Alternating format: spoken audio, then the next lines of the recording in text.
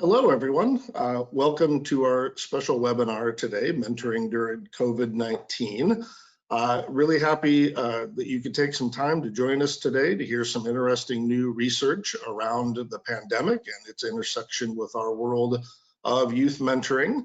I am Mike Geringer, Director of Research and Evaluation at Mentor, the National Mentoring Partnership, and I'm really happy to be joined today by Michelle Kaufman, who is an assistant professor in the Department of Health, Behavior, and Society at Johns Hopkins. And I cannot imagine your department being more relevant at this moment of time, because I feel like our whole nation is talking about health, behavior, and its impact on our society. So welcome, Michelle. Thank you, Mike. Happy to be here.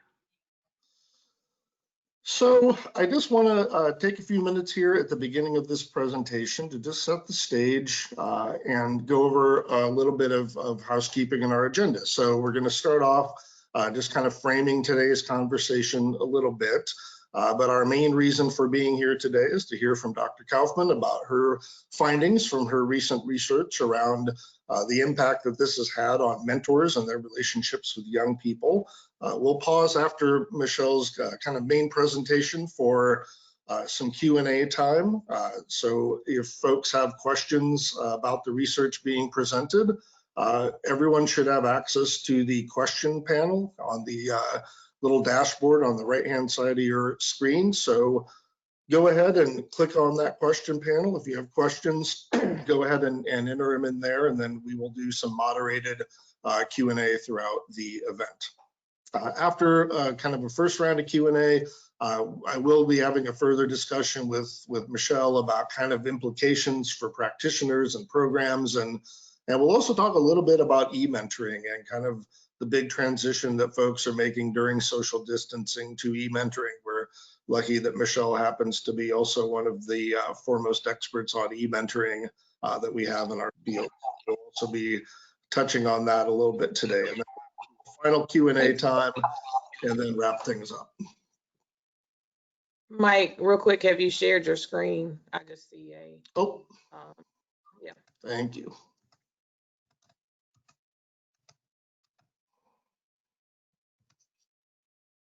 There we go. Little rusty at the webinar presentation these days. Thanks, Desiree. And as I mentioned, submit questions via the Q&A panel. Desiree Robertson, whose face you can see here on the slide smiling at us, will be moderating that Q&A. And just so folks know, we always do this after the event. We always get asked, during these, will slides be made available and all that? Yes, we'll be making these slides available along with a recording of the webinar. But I also want to let folks know that Dr. Kaufman's research that she's presenting today is available in a new report that we've just put up on the Mentor website. And we'll be sharing a link to that a little bit later.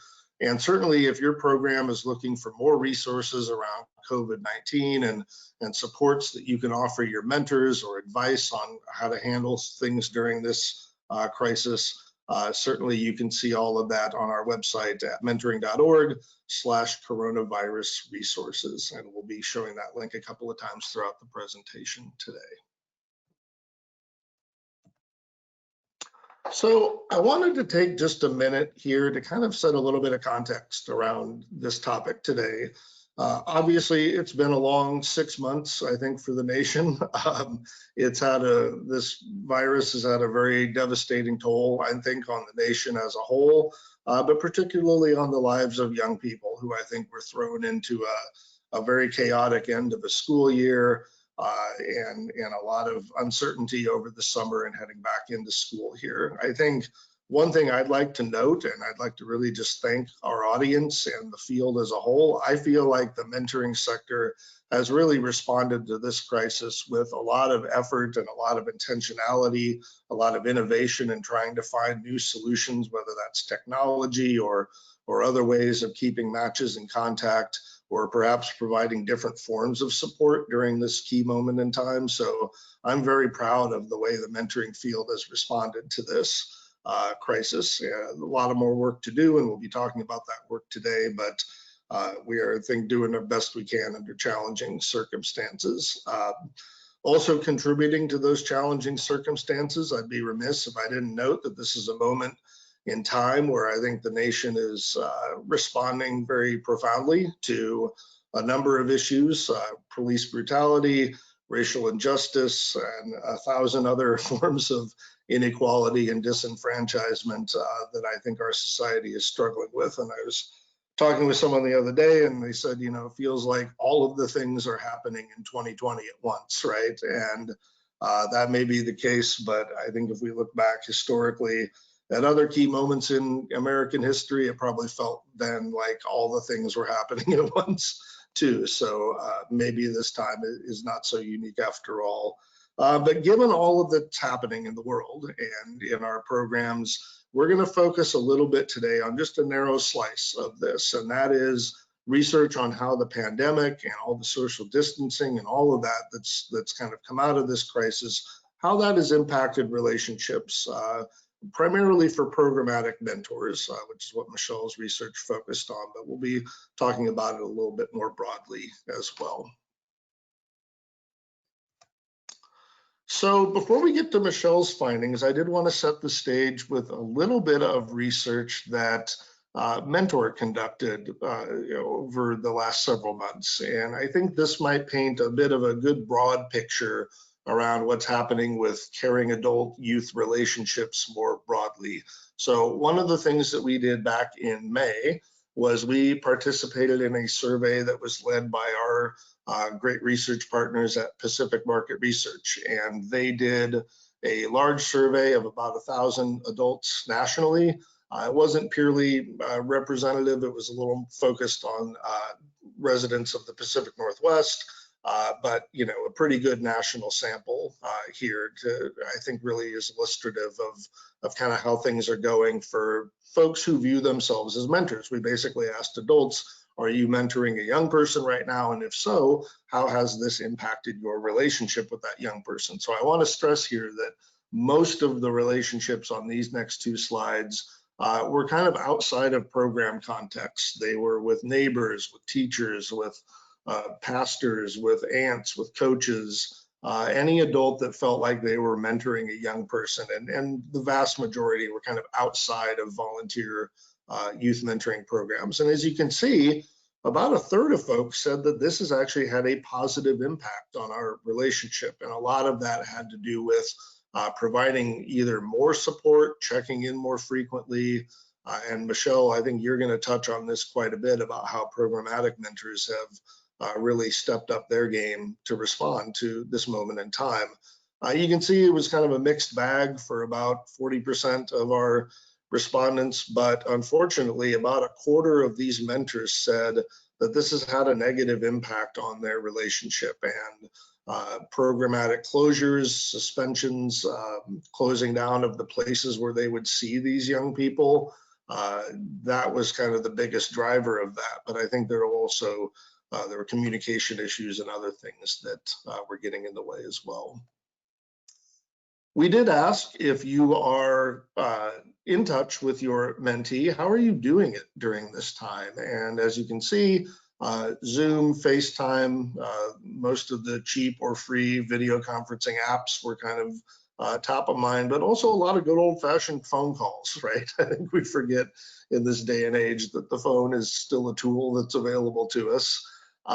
There were some in-person meetings happening with social distancing. But you can see here, 20%, 1 in 5 of these mentors said, I have not been in contact with the youth I was mentoring at all. So that really, to me, says that about 1 in 5 of the nation's young people that felt like they were in a mentoring relationship hasn't heard from that person and is unable to hear from that person. There might be a lot of reasons behind that, but that's a tough number to swallow. I was originally pretty concerned about the 10% that were meeting in person with no social distancing, but once again, this pool of mentors includes individuals like aunts, uncles, perhaps next door neighbors. So maybe that number isn't as scary as it may have seemed at first, but certainly not much of that happening for the nation's mentors. And then lastly, before I turn things over to Michelle, we also at Mentor did a survey, I believe this is back in April, of program staff. We sent out a survey to all the programs in our Mentoring Connector database and just said, hey, how are things going? Asked a number of questions about the impact on their program. As you can see, those folks kind of aggregate estimated that only about 57% of those matches were in touch regularly. Main concern, obviously, access to Wi-Fi and communication technology to do virtual meetings. 1 in 3 youth and their families basically really didn't have access to good Wi-Fi. So I think programs spent a lot of time, trying to find devices for kids to use, setting up hotspots so they could get on the internet from home when they maybe couldn't previously. And this was a lot of the work that I mentioned earlier that I was very proud of. I saw a lot of mentoring programs becoming tech experts very quickly and trying to figure out internet solutions for their matches. And I think Michelle's going to get really deeper on this, but a lot of creative solutions to keep matches engaged, a lot of kind of accessing of online classes and doing new and fun and different things on the internet together as a way of keeping young people engaged in the relationship. So I think that's an excellent segue into what Michelle is going to share with us today, which are findings from her mentoring during COVID-19 studies. So Michelle, I will turn it over to you, and why don't you tell us what you did and what you found? Thank you, Mike. And it's wonderful to see so many attendees on this webinar today. So I appreciate everyone's time. I also want to acknowledge my study team, Jeanette Simon, who was one of the facilitators for the online focus groups we did, as well as Kate Wright, who's at Johns Hopkins. Gigi Edwards is a graduate student who's helping us code the data and look at the results. Dr. Johannes Thruel is in the Department of Mental Health in the School of Public Health. And then many of you know Dr. David Dubois is one of the leading experts in mentoring. And I just want to acknowledge Mentor National and also Maryland Mentor for helping us to advertise this study. Funding came from a grant that I have through the National Institute on Drug Abuse, which is actually focused on e-mentoring. So fortunately, we were able to collect this data using those funds. All right, next slide. So in this study, we conducted online focus groups with mentors because we wanted to understand the extent to which mentors are maintaining their relationships with youth during the pandemic or not, what concerns they have specific to mentoring, including how they think their mentees are coping, and what further resources the mentors need in order to be able to support youth under these trying times.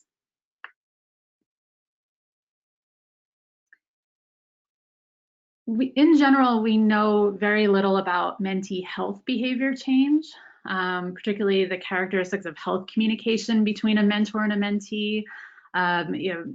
Very few of us have lived through a big health crisis such as this.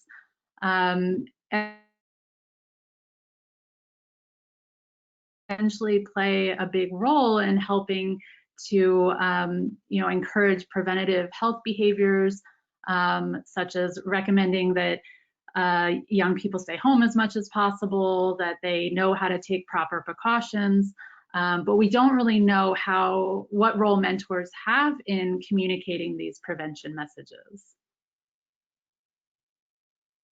Next slide. So I want to talk a little bit about the methods because these are sort of unique, particularly in mentoring, but also in the research field in general. So we were interested in collecting data with mentors ages 18 and over living in the US. And we chose mentors who were engaged with a young person for at least 3 months so that they would have already had a chance to establish a relationship to some degree. We decided to just go with formal mentoring programs or organizations and the mentors that were part of those. And then we wanted them to have a Facebook account, access to the internet, or being or were willing to create a Facebook account for this study. And I'll get into why in a few minutes. Next slide. So to recruit mentors, some of you might have seen this flyer going around. We went through organizational referrals. We sent emails to listservs. We did a lot of outreach through public Facebook groups that were focused on mentoring, as well as other social media outlets. And so the procedure was that prospective participants, mentors, would either contact our study team or they would click on the link on that flyer and they could answer some questions to determine their eligibility. Then they completed a consent form and then they could register for one of these focus groups. Next slide. So when you think about a focus group, you think about a bunch of people sitting around a table, discussing questions and sort of playing off each other and their responses. And obviously that was not feasible, especially early in the pandemic when we collected these data, which was towards the end of April. So we did online focus groups over a 2-week period. And we did this using Facebook private groups, right? So we didn't even use video chats for these focus groups. All of the questions and responses were through text. So you can see there, the facilitators would post a question and then the participants would respond to it using the comment features or replies. And as the responses were coming in, the facilitators, we were able to respond using the like, the love, or the shocked reaction, and ask follow-up questions right then and there. And this format also made it possible for mentors to respond to each other. And they often did this. They would ask each other follow-up questions or respond to each other's responses, which was really nice to see. Next slide. So for those of you who are more research-minded, about 6 months ago, Facebook changed their guidelines. You used to be able to download any data, any comments, responses, etc., from a private group. You could just download all of that data if you were a member of that group. Well, since then, they've changed that API. And so we had to actually copy and paste all of our text comments into a Word document. But that also allowed us to anonymize the responses. So we took each participant's name, their photo, we took it off of their responses and put in an ID number instead. And then from there, we created a code book and 2 of our study team members coded the data based on themes using Atlas TI software.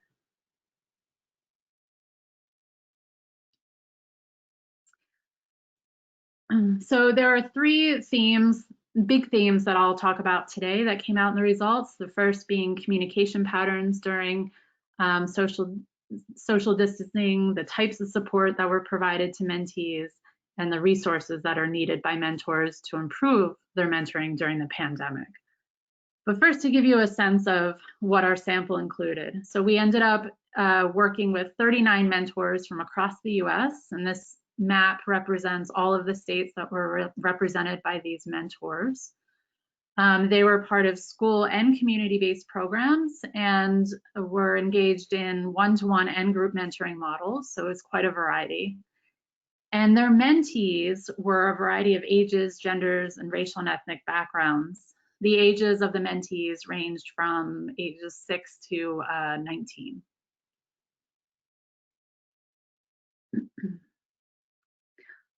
All right, so I'll go through each of these themes in a little bit of detail. So the first being methods of communication and support. You can go to the next slide. So we asked a similar question as Mentor did in their survey. If you are in touch with your mentee, how are you communicating? And we found that text or SMS was the most common way that mentor matches are communicating, followed by traditional phone calls.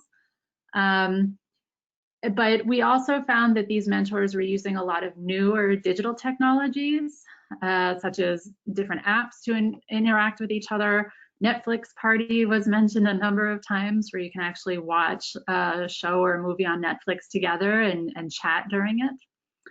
And then we asked, what are the challenges that have come up with engaging with your mentee through digital means?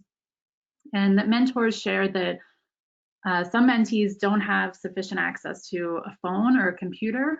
And we've seen as the pandemic has unfolded and virtual learning has come into play that a lot of youth, particularly those who are being served by mentoring programs, they often come from low resource settings. They don't have a home computer. They might not have Wi-Fi. They might have a mobile device, but if it's owned by the parent or they don't have sufficient cellular data, that doesn't become a reliable option either. The mentors often expressed frustration related to the need to plan conversations through a parent or the program rather than being able to contact the mentees directly. And this is understandable that programs would require this, but for the mentor, it made it very difficult for them to add in that extra hurdle in just trying to communicate with the young person. Another big difficulty that the mentors talked about was being unable to guarantee that their mentees had a private setting where they could talk.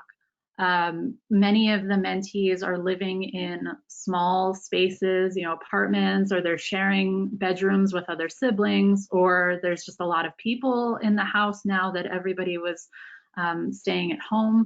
And so the mentor was often not able to communicate with the mentee in a private way that would allow them to have sensitive conversations. And then a final big difficulty that the mentors expressed was that there are differences in how well mentees communicate through digital means. And this is often based on developmental stage. Having a text conversation or a Zoom call with a late stage teenager is very different than trying to do the same with a much younger person, 8-10 years old.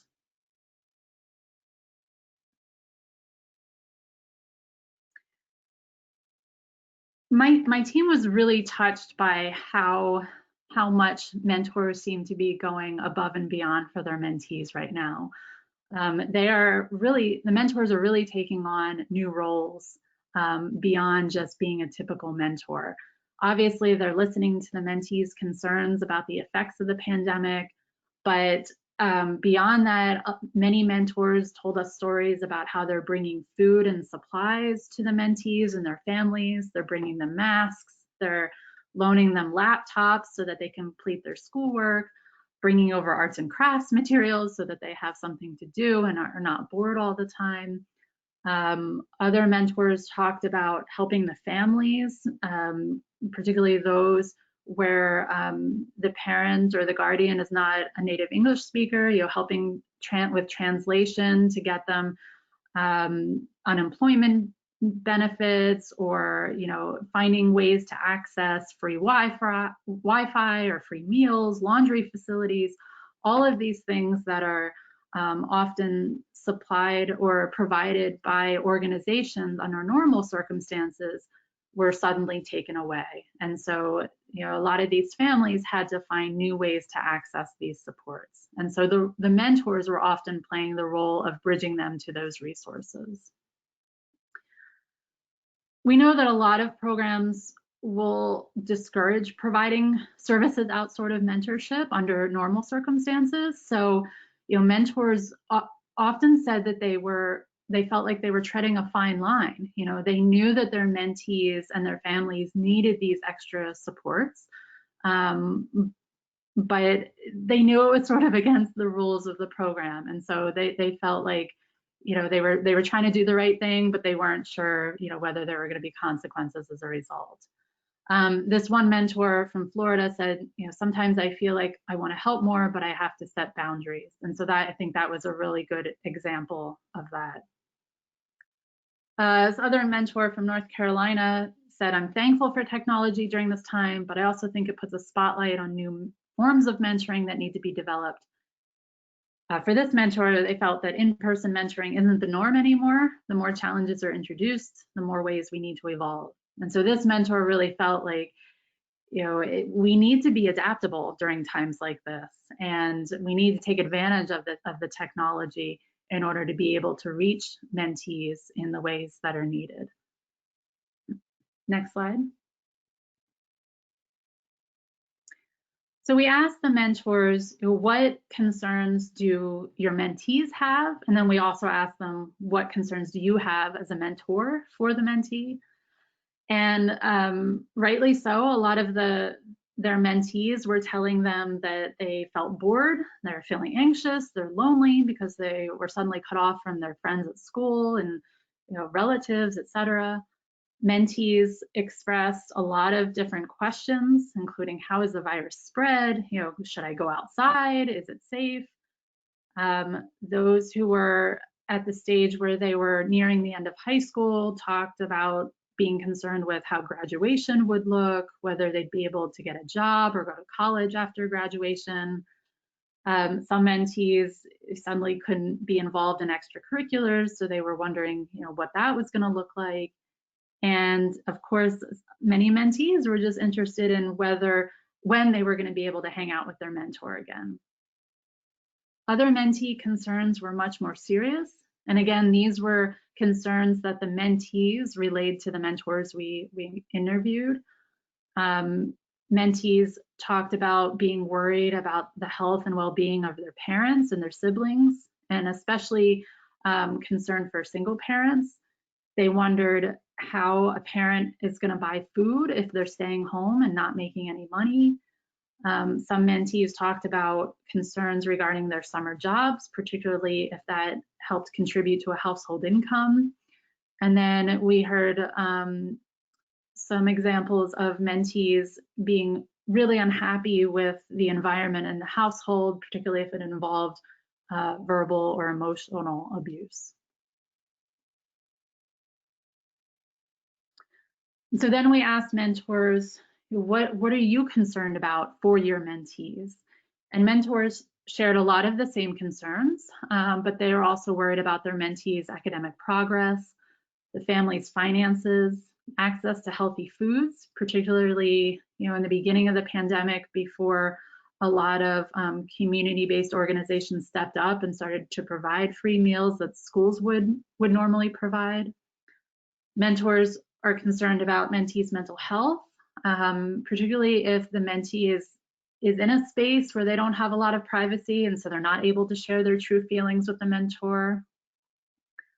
Many mentors talked about being concerned about substance use, both by the mentees and the parents while in the home. Obviously, concerns about who in the family may have contact with others who have the virus, or teenage mentees not being careful about observing social distancing or other prevention measures. And then again, mentors were concerned about mentees' safety in the home. They talked about the fact that some of their mentees are not always in safe or loving environments.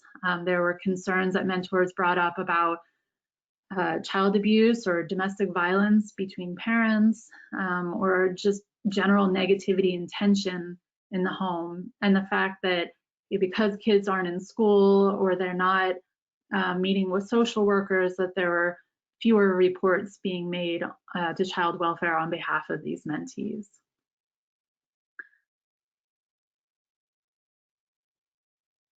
So one of the later questions that we asked of the mentors was, what do you need to be better at mentoring right now under this pandemic? And one thing that came up repeatedly was a way for mentors to connect, such as a virtual group. This quote from a mentor in Illinois said, "I think the support of other mentors is helpful. Seeing everyone's responses here," meaning during the focus group, "has reminded me that we're not alone in our work and struggles in being a mentor." And so just being able to connect with each other for that hour that we were asking them questions, a lot of these mentors felt that was very helpful.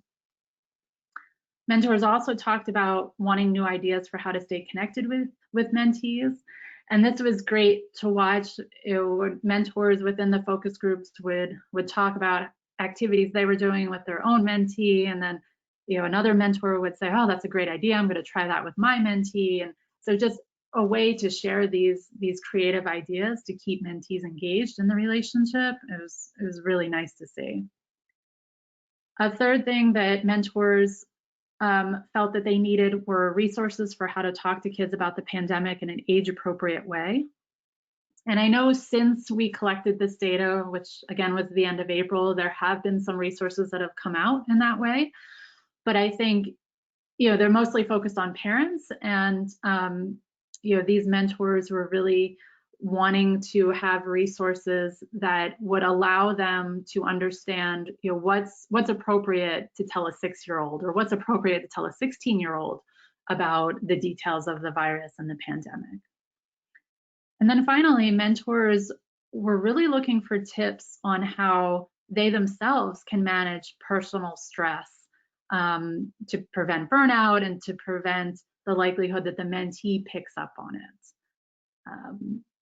One of the mentors talked about how, she wishes she could do more to help her mentee, but she's also got to take care of herself. And she knows that if she doesn't do that, she's not going to be a good mentor. And so that was an example of that mentor really looking for guidance on how can she better manage things herself so that she can be better at mentoring.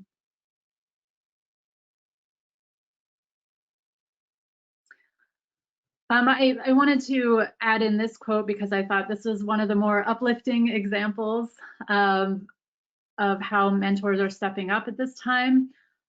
This mentor from Maryland, who works with a number of young people ages 11 to 19, said that mentoring during this time is a unique and rewarding challenge.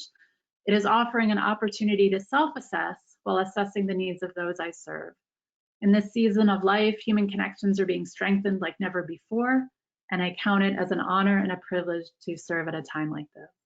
So I thought that was very beautifully stated, that this was an opportunity for this mentor to really assess for themselves what they needed so that they can better serve the youth that they're working with.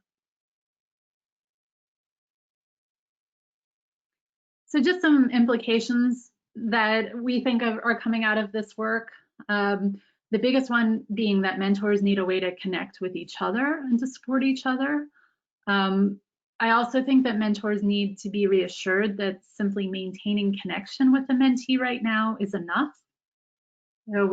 These were examples of stories of mentors who are really going above and beyond for their mentees in a lot of cases, but just having a connection with a young person right now is enough. Also, programs could offer creative solutions for mentors and mentees to connect remotely. And I know that there has been a lot of work by my colleagues at I Could Be and Cricket Media and Mentor who have been working on this virtual mentoring platform. And there are also mentoring programs who are using everyday forms of technology, popular apps or Zoom or just FaceTime to allow their matches to connect virtually. These last 2 points were not things that came from the mentors themselves in our focus groups, but things that stuck out to me as we were having these conversations with them. And that's why I have them starred here. They're sort of my 2 cents. But I think programs need to create a plan for match closure in times of crisis. As Mike was saying, they found that about a quarter of their participants in the survey had the matches or their mentoring relationship just end abruptly. And this is not something that we think about. How do you handle good match closure during crisis? We often think about it more in terms of the relationship just isn't working out or someone moves away. But I think we need a plan for these emergency situations, so to speak. And then finally, because I'm a researcher, I'm always thinking about what research do we need next. And so I am really interested in learning how virtual mentoring relationships are developed and sustained, and how they are either different or similar compared to our traditional in-person models. And so I'm hoping that the field of mentoring research can really move in this direction so that we can better understand how mentoring matches form and become strong and are sustained during times like these. Awesome. Thank you, Michelle. That was really great. You know, a little sobering and a little distressing to hear some of the negative circumstances that young people have found themselves in.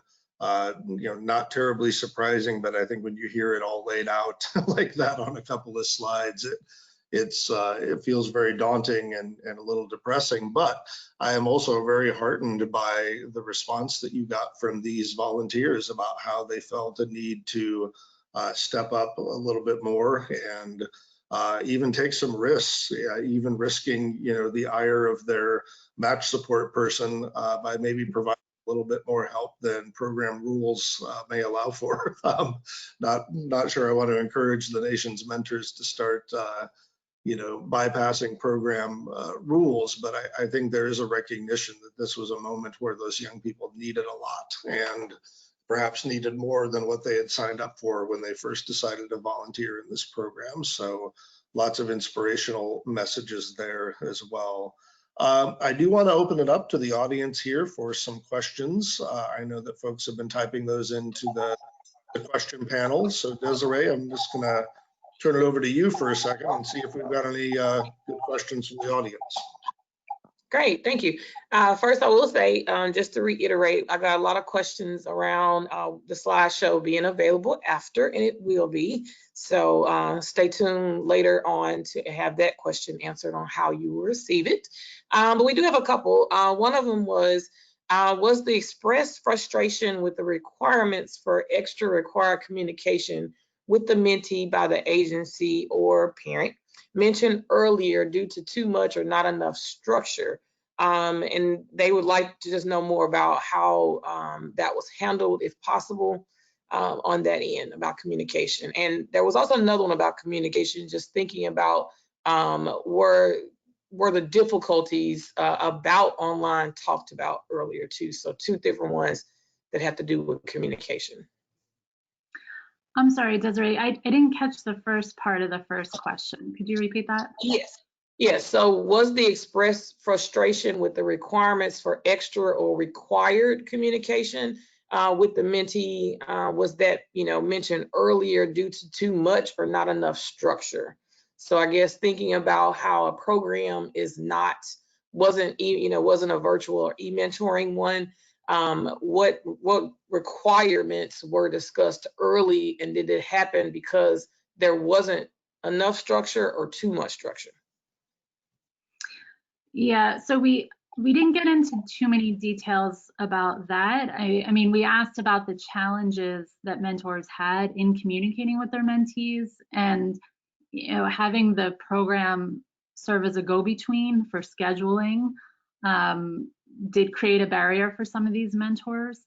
But like I said, you know, if a program was in person and then all of a sudden they had to go virtual because of the pandemic, the programs did want to make sure that was done in a safe way, and you know, everyone was getting what they needed from that, that they didn't just let their mentors and mentees off on their own to figure it out using the technology. And so, you know, the mentors that expressed that frustration, I think they just felt that it would be easier to keep in touch with their mentees if it was set up in a way that there wasn't a lag because of this go-between with the mentoring program. Yeah, Michelle, if I could chime in there too. I mean, I do think that for many programs that had to make a sudden switch to virtual meetings, there was a real tension between kind of expediency and safety concerns, right? A lot of these programs do not allow, you know, email contact or out of program time contact in the first place. So there was even like a set of policy level decisions that needed to be thought about around that. I have heard anecdotally from mentors that yes, they were sometimes frustrated that they had to log in and use the whatever platform the program had had chosen, rather than just, Google Hangoutsing their mentee or whatever. So there was some frustration around that, but I also heard a bit of a hint in that question, Desiree, about, structure on what they're doing when they met virtually. And I think there's a real tension there as well between, I've heard from mentors that were like, well, yeah, the program didn't tell us what we were supposed to be talking about when we got on camera with each other. So we're just kind of sitting there staring at each other. Whereas other programs felt like, the shift was too rigid in terms of like, okay, here's what you're going to talk about at your next meeting, or, here's this activity that we want everyone to do. And, they'd be like, well, my mentee just wanted to talk about these problems that are happening in their home or something. We didn't want to do the curriculum that had been provided for us on top of it. And so I don't think there's a right or wrong answer to any of that, but I do think in general, and I think we'll talk about this more in a minute, Michelle, I think virtual matches need something to do when they're meeting virtually, right? I think if you just have two people staring at each other on camera, especially if it's a new match early in a relationship, that can be awfully awkward. So I think, or if it's a young mentee, yeah, definitely. The younger the mentee, the more awkward that interaction is going to be. So I think it's important that programs just think carefully about what's the right fit for them and their youth, and kind of how well can you do the work of the program virtually, right? And in some cases, it may be better to just pivot to some emotional support during this tough time rather than working on some things that a match might have been working on before this. So, Desiree, we got time for another question here. What else is bubbled up?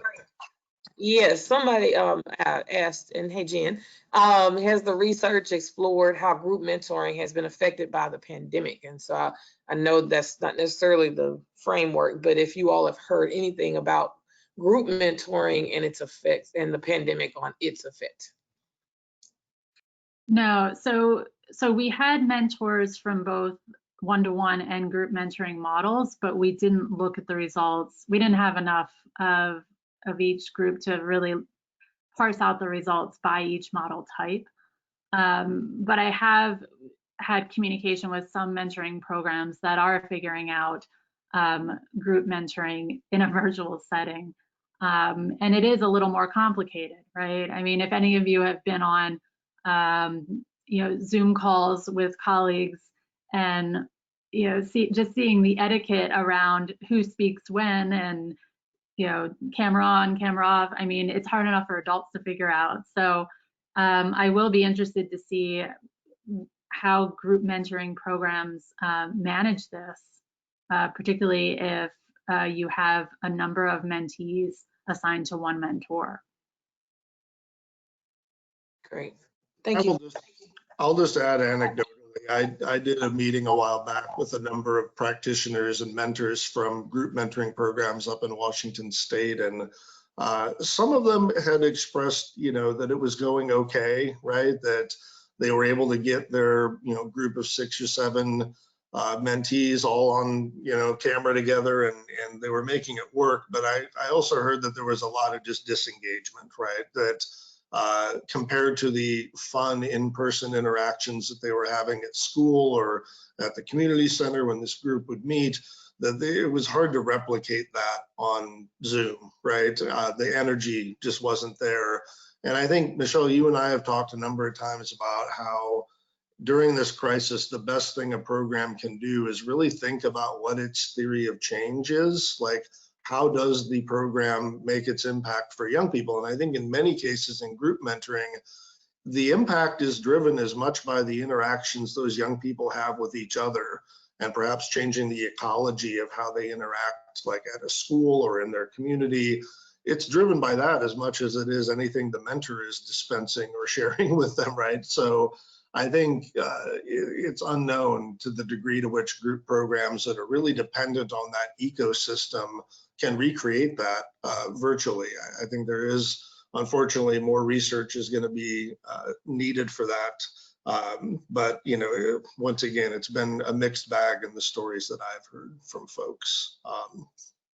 So I do want to move on a little bit here. We'll have another Q&A session here at the very end of the webinar, but I did want to move into some additional thoughts and some additional things that we wanted to share, Michelle, with our listeners today, and really thinking about where do we go from here. And there were a number of questions that I have up on this slide here. I don't think we're going to have time to get to all of them, but since it kind of came up here a little bit anyways, let's talk a little bit about e-mentoring. And I'd just be curious, you've done a lot of work in the use of apps and the use of technology in mentoring relationships.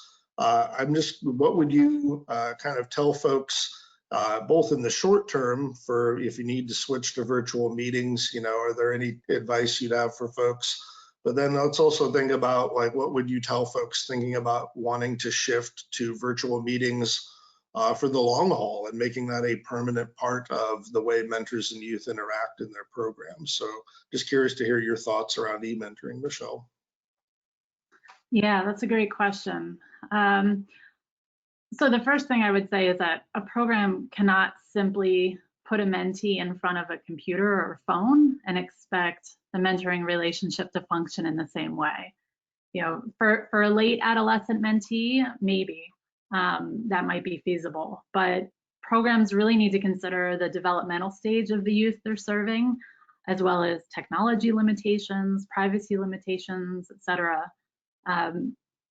E-mentoring takes a lot of planning and specialized training for all of the parties involved. So, my main advice would be to start small and with low expectations and then build it up from there.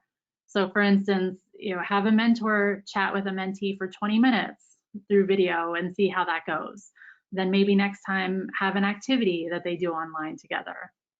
But I think it's important to reassess all along the way to see what a particular match needs to communicate better or deal with some of the barriers that might pop up in virtual mentoring that we wouldn't necessarily see in in-person mentoring.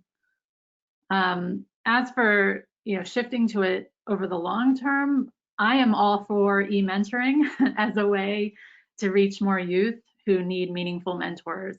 But again, the technology, the mentee's developmental stage, the goals of the program, all of these have to align with an e-mentoring program. So in other words, you can't just build a program and then just do it electronically. You really need to fit the program into the digital space in a way that works for all parties involved, the mentee, the mentor, the families, the program coordinators. But if it's done well and it's done with creativity, it really has the potential to reach many more youth. Thanks, Michelle. Yeah, and I think, when I look at the e-mentoring literature, it's full of examples of really good programs that have had a really big impact on the young people in them and the mentors. But I also think I mostly see examples of programs that are fairly focused in what they're providing, right? So either a classroom-based experience where you're with an expert on a topic, or a lot of e-mentoring in kind of medical situations for youth with chronic illnesses, sometimes youth with disabilities, rural youth, so I haven't seen very many examples of, kind of whole child youth development-y kind of mentoring programs that are just purely virtual. I think it can be done, but I think you're wise to caution folks and really emphasize the intentionality with which they have to kind of figure out how all that's going to work and make sure that it's what folks signed up for, right? A lot of folks may not want to do virtual mentoring, or the youth may not find as much value in that as they did hanging out in person. So lots to learn and lots to try. I mean, unfortunately, this is a time when we may have to innovate and experiment a little bit to find out what works. I did want to ask another question here, and Desiree reminded me that we had a couple questions around this in the question panel as well. And it goes up to this first bullet here around what programs can do to further support mentors and youth. And specifically, folks were asking about what programs are doing or what mentors are doing when youth express a mental health challenge. This is had a profound impact, I would think, on the mental health of many young people. And you kind of hinted at that in your slides earlier. I'm just wondering if any of your mentors or the programs they were in had protocols for handling that. That may be of increased importance right now. I'd just be curious to hear your thoughts around that. Yeah, we didn't ask specifically about protocols for that, so I can't answer that from our research study. But in my anecdotal experience, I haven't seen a lot of programs specifically addressing mental health concerns, other than to just have the mentor notify the program of that if they thought that there was a red flag, right? And then usually the match coordinator does whatever next steps are needed. The mental health piece is of real concern for me. I mean, you can tell I'm a psychologist by training, but this is something I was thinking about pre-pandemic. You know, how can mentors fill the space in mental health concerns, particularly for adolescents, right? And so some of my work is actually looking at how we can use technology to help mentors address those concerns. But right now, given the pandemic, you know, my biggest concern is that young people do not have the skills to cope with the day-to-day stress that the pandemic's creating. And that's going to severely impact youth mental health. I mean, we're already seeing the impacts on adults with substance use and depression, anxiety, disruptions to sleep, eating, relationships, etc. So imagine trying to cope with all of this without having developed many of the coping skills yet. You know, youth often don't have a future orientation, or they haven't had enough life experience to build up some resiliency. And as adults, you know, hopefully we've all seen a few things and had some experiences that have shown us that we have strength in the face of adversity. But kids do not have that yet. And so we really need to be listening, like really listening and trying to understand how youth are feeling. And my fear is if we don't take their views into account, or we minimize their fears or concern, that we'll have a lot of mental health issues arising in our adolescent population in particular. So I'd really love to see the mentoring field focus on helping youth to cope right now above all else. But let me also say, you know, getting back to our research, there's been a lot of emphasis on helping mentees, but I think we need more support for the mentors as well. You know, allowing them a way to connect, telling them explicitly that what they're doing is enough. You know, even if they don't feel like it is, just chatting with a mentee for 20 minutes a week, it's enough right now. And I've seen this pattern of worrying about the kids, you know, rightly so, but leaving out the adults in other areas in terms of reopening schools. You know, even my university, the emphasis has been on the mental health and well-being of the students. And, you know, the faculty are a major part of that experience as well. You know, everybody's struggling right now, so we need to find a way to include the mentors in our crisis planning. And so while it's totally appropriate to make sure that the young people are protected both physically and mentally, we can't neglect the health and well-being of those of us that are actually supporting those young people. No, very, very well put, Michelle, and I appreciate your thoughts there. And yes, I don't think we're going to be able to support our young people if we're not taking care of ourselves. So I was happy to see that kind of notion of a mentor support group really. I mean, there was already research suggesting that that was a good thing to be doing in a mentoring program. I think under these circumstances, it's probably critical. I want to ask one last question here from kind of the mixed bag on the slide here, because I think it's related to what we just talked about, which is this is kind of a key moment to help young people, particularly around their mental health and their academic progress. School is starting back up for most of the nation here soon, if not already. You mentioned closing matches, right? A lot of programs may have these matches that have just not been able to communicate and maybe kind of ending because of this crisis. what advice would you have for programs around making new matches? I feel like I've heard a bit of a rush to like, oh, we have to be there for kids when school opens because school is going to be a weird, different experience, and those mental health issues might really spike around the stress of school starting. But is this a good time to be adding new matches in a program? And what advice would you have for folks who are forming new matches that are going to be getting to know each other virtually, probably, rather than in person? Mm-hmm. Yeah, that's a tough question. If a program's trying to create new matches that under normal circumstances would have been in person, then I'm not sure now is the right time. Maybe they could hold off, and then the question becomes, for how long? And that's hard to tell. We might not have a vaccine until the spring, and then distribution could take months. So people might not be able to come back together as they did pre-pandemic until well into 2021.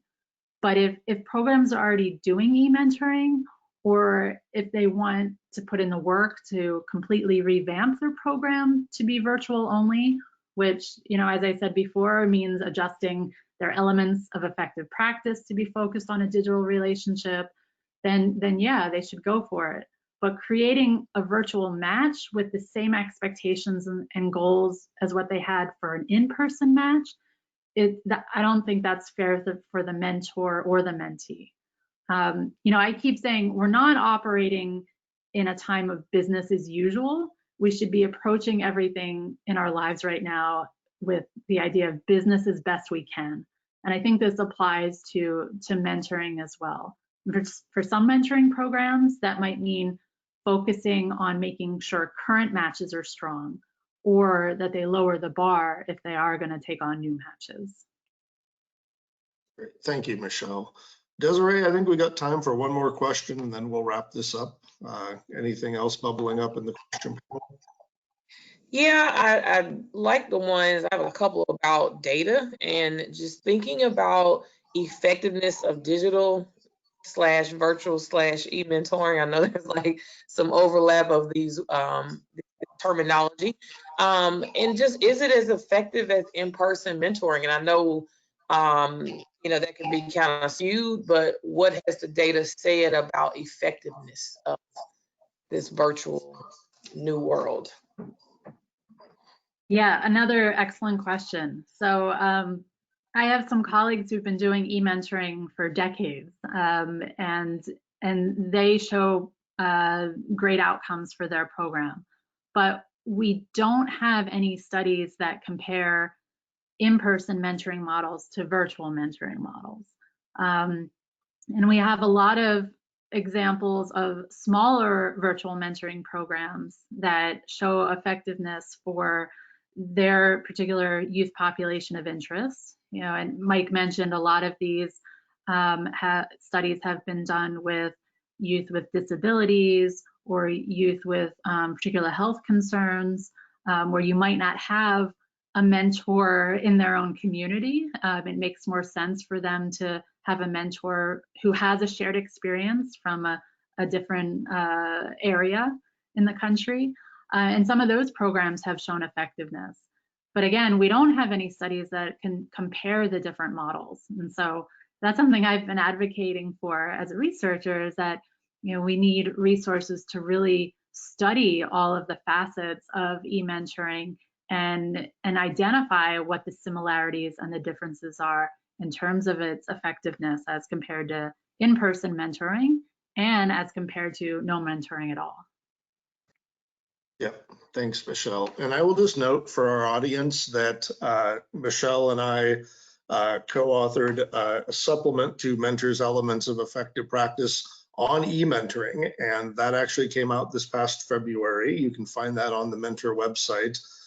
It was published literally weeks before this pandemic hit and everyone started thinking about e-mentoring. So it does not mention our current circumstances, but it has a very nice summary of the research on e-mentoring and a lot of tips on how to do e-mentoring effectively, kind of within the framework of the elements of effective practice. So if you're wondering how things might look a little bit different, doing things virtually, I really recommend that resource for folks. I will also note, my colleague Minnie pointed out in the chat that next month on our collaborative mentoring webinar series on the 17th, we will actually be having William from LA Team Mentoring on to talk about their group mentoring program. They've always done a team approach in their program, and they've had to shift to doing it virtually. So he will be on talking about how that's gone for them. So for any group programs that want some insights about that transition, please join us in that webinar in September. So I do want to go ahead and wrap up here. In the interest of time, I really appreciate everyone joining us today, and I really want to thank Michelle for her fantastic research and her insights and her good thinking about how we can all respond better to this moment in time. You know, I do want to point out, as I mentioned earlier, that Mentor does have a whole dedicated section of our website around coronavirus resources. You can find the report that Michelle has put together kind of about her research that we talked about today is on that page. There's also a little kind of short 3-page summary of some of the mentor-led research that I mentioned at the very beginning of this webinar. So you can find that and a whole bunch of other stuff there, including our virtual mentoring portals. I did not mention this earlier, but I'll mention it now. Mentor has actually partnered with I Could Be and Cricut together, two e-mentoring platforms that have opened up their services to matches from other programs. So if you are a program that is still trying to figure out how your matches can meet online safely, those platforms are available to you. I Could Be is generally for older youth and focuses a lot on kind of social capital skill building, although you don't have to use the curriculum if you sign up for that.